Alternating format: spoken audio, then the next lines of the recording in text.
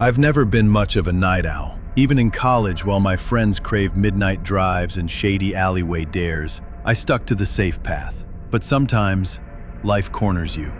You break routine. That night, I just needed to clear my head. I should have stayed home. It was around 11:43 p.m. when I stepped out. I remember the time precisely because I glanced at the glowing digits on my microwave before I locked the door. The kitchen smelled faintly of burnt popcorn. I'd just finished watching some garbage reality show and couldn't stand the hum of my own thoughts. My phone buzzed non-stop from texts I didn't want to answer. My ex, a mounting stack of bills, a job I hated. The walk seemed better than sitting in the dark. The air outside was cool, not cold. July in my neighborhood meant quiet streets, an occasional barking dog, the rustle of wind through trees.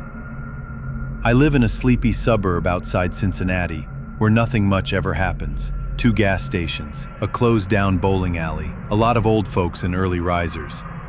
Walking past midnight wasn't exactly dangerous. It was just unusual. I shoved my hands into my hoodie pocket and picked a direction. Left, past the community park. I didn't bring my earbuds. I wanted silence, or at least I thought I did. For the first 10 minutes, everything was fine.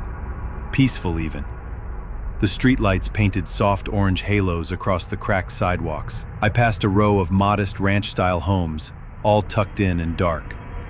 Lawn sprinklers clicked in the distance, the kind of quiet that felt earned. Then I saw him. I was passing the elementary school, closed for summer, when I noticed movement.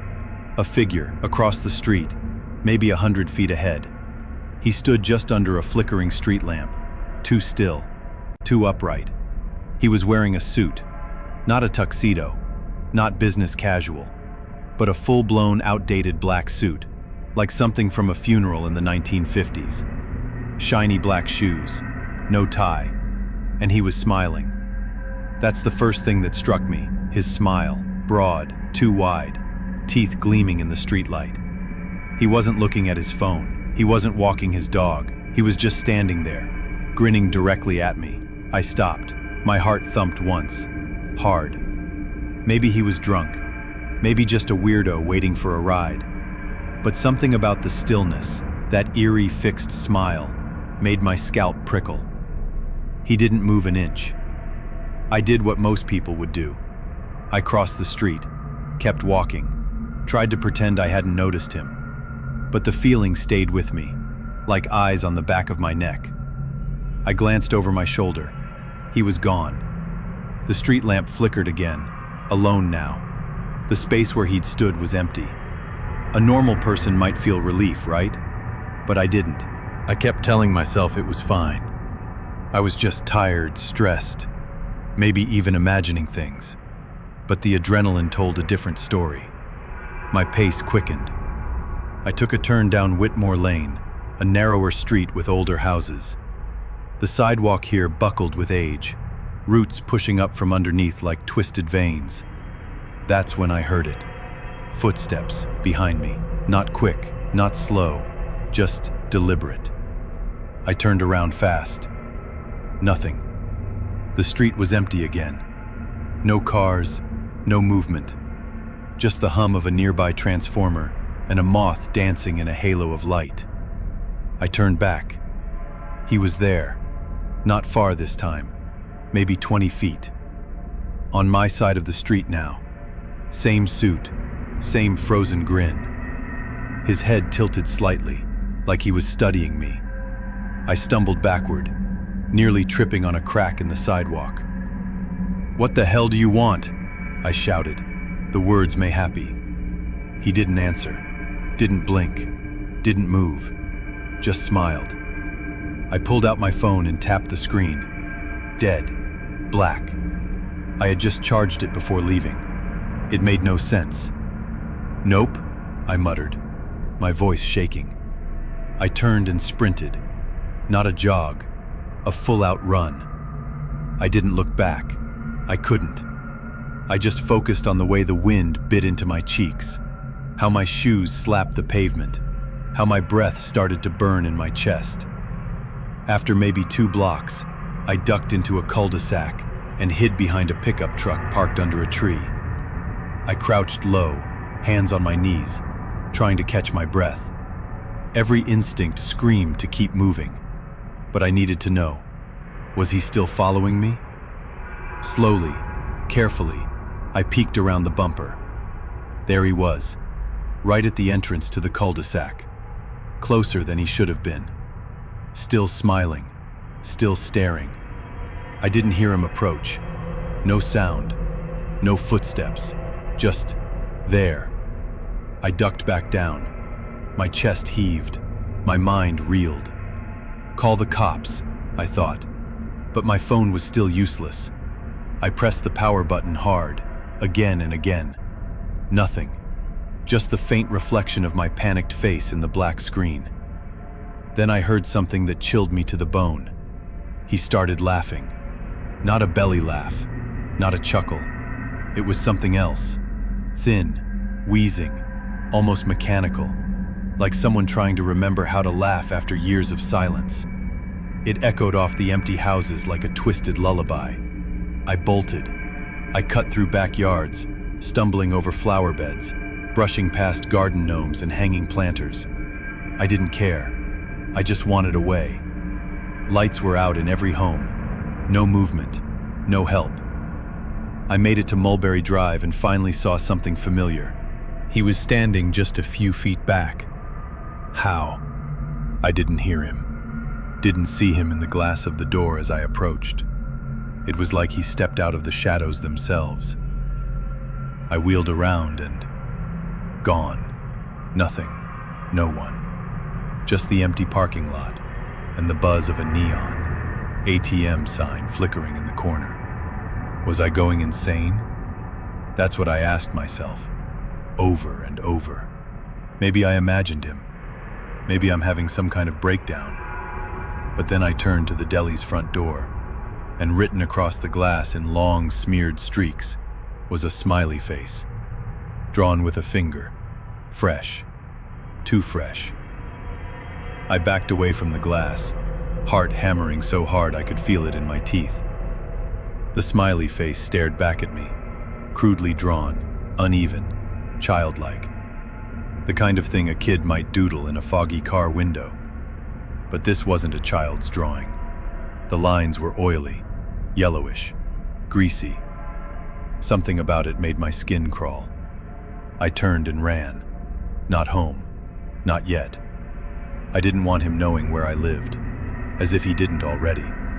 I cut through alleys I barely remembered, past dumpsters and closed storefronts. The moon overhead ducked behind clouds, casting everything in a silvery, sickly dark. My lungs burned. My legs screamed, but I couldn't stop. Eventually, I found myself in front of the old train station. It hadn't been in service for over a decade.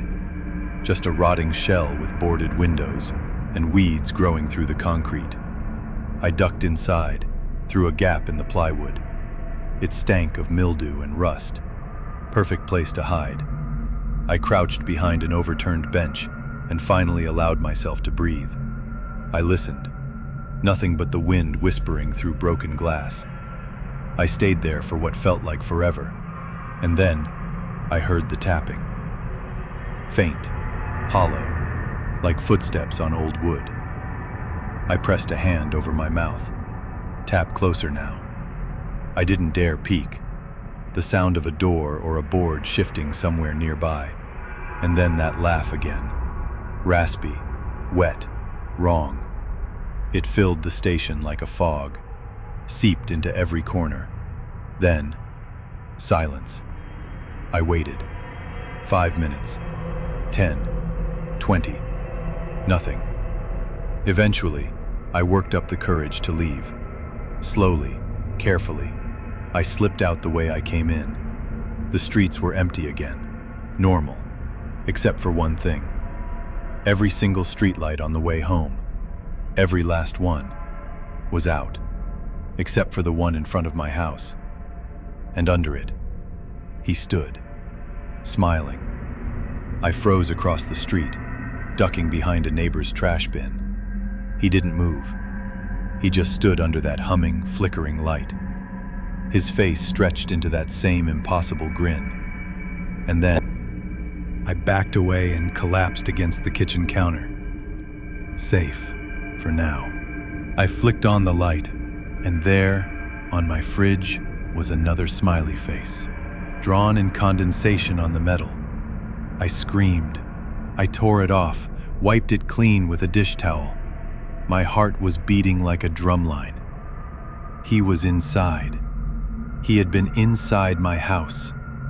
I grabbed the nearest weapon I could find, a kitchen knife, and checked every room, every closet, every shadow. Nothing. No one.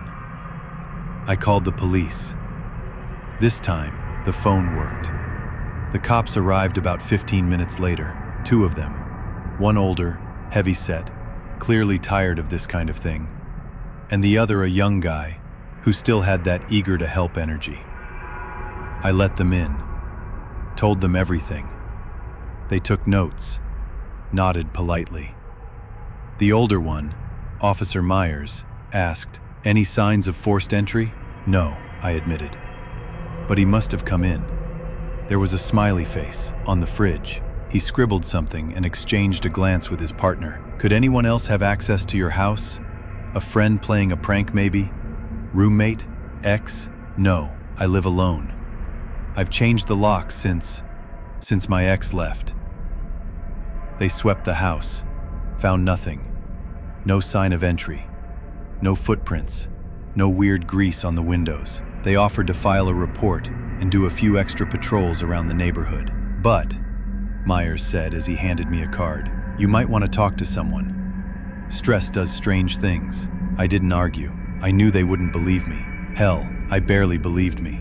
After they left, I pushed a chair up under the doorknob and stayed up all night, sitting in my living room with the kitchen knife across my lap. The sun came up eventually. Birds started singing. My body ached from tension, but nothing happened. I began to think maybe it was over. Maybe that was the end of it. Maybe I was free. That night, I finally allowed myself to sleep. It didn't go well. I had the worst dream I've ever had. In it, I was back on the sidewalk. That first night, he was there, standing under the streetlight, grinning. Only this time, I couldn't move. My legs were frozen. My mouth couldn't scream. He stepped closer and closer until he was inches from my face. He leaned in and whispered in a voice that didn't match his body, "You let me in." I woke up gasping, drenched in sweat. The sheets twisted around me. It was 2:39 a.m. Then I heard it. Knock, knock, knock. Slow, rhythmic, at the front door. I held my breath. Another 3 knocks. I grabbed the kitchen knife and crept to the door. Peeked through the peephole. Nothing. Just my empty porch bathed in pale moonlight. I waited. And then the doorbell rang 3 times. I almost dropped the knife. I checked again. Still no one there. But then I noticed something new. On the welcome mat, a small slip of white paper. I waited a full hour before opening the door. The paper was still there. I picked it up with trembling fingers. On it, written in perfect, neat block letters, "I like your smile." I didn't sleep again after that. The paper sat on my kitchen table like a wound, like something alive. I kept staring at it, hoping the letters would rearrange, reveal something else. They didn't. The next few days were a blur. I tried to return to normal, go to work, eat, breathe, but something was always off. The lights in my house flickered more often. My TV turned on by itself. One night, all the pictures on my wall were crooked, every single one. But worst of all were the smiles. They started appearing everywhere, drawn in condensation on my bathroom mirror, etched faintly into the dust on my bookshelf. Once, I found one scratched into the inside of my bedroom window. I stopped calling the cops. What could I tell them? That some invisible ghost man in a suit was leaving creepy emojis all over my life. Instead, I started researching. I went deep into forums, subreddits, urban legends, sleep paralysis threads. And slowly, I started seeing stories. Posts from others who'd seen someone just like him. Always at night, always smiling. Sometimes he followed people. Sometimes he waited. Sometimes he came inside. One user posted, "Don't acknowledge him. Don't engage. The more attention you give him, the closer he gets." Another wrote, "He watches. If you smile back, he stays." That's when I realized I had smiled that first night. Not a real smile, a nervous one, a reflex, but it was enough. I let him in. 3 days after the note, I looked in the mirror and didn't recognize my own face. I was pale, hollow-eyed. My lips trembled constantly. But that wasn't the worst part. The worst part was the reflection. Because when I turned my head slightly, my reflection didn't. It just smiled, too wide. I screamed and smashed the mirror with a lamp. That night, I tried to leave town. I packed a bag, threw it in my car, and took off down the highway. I didn't care where I was going, anywhere but here. But 15 miles out, I saw something in the rearview mirror. A figure, in the back seat, grinning. I slammed the brakes and spun the car onto the shoulder, looked behind me. Nothing. But when I turned back to the windshield, he was standing in the middle of the road, arms at his sides, head tilted. I floored it in reverse, turned around, drove home shaking. There's no running from him. That brings us to tonight. It's been exactly 1 week since that night walk. 1 week since I saw him. I've stopped leaving the house. The windows are covered. The doors are locked. But he's still here. Sometimes I see him standing at the edge of my vision, in reflections, in shadows, just watching, always smiling. I've started to hear him whisper at night, from inside the walls, from under the bed, from the ceiling. Sometimes he says my name. Other times he just laughs. But tonight, something's changed. The lights are all off, my power is gone. And a new message is on the bathroom mirror drawn in something red. Your turn to smile. I don't know how much longer I have. I feel him getting closer. I feel something inside me, shifting. My mouth keeps twitching upward. My cheeks hurt. My jaw won't stop clenching. It's like he's wearing me from the inside out. If you're reading this, don't smile at strangers at night. Especially not the ones who smile first. Especially not if they don't blink. Because once you do, once you let him in, he never leaves. He just waits, smiling.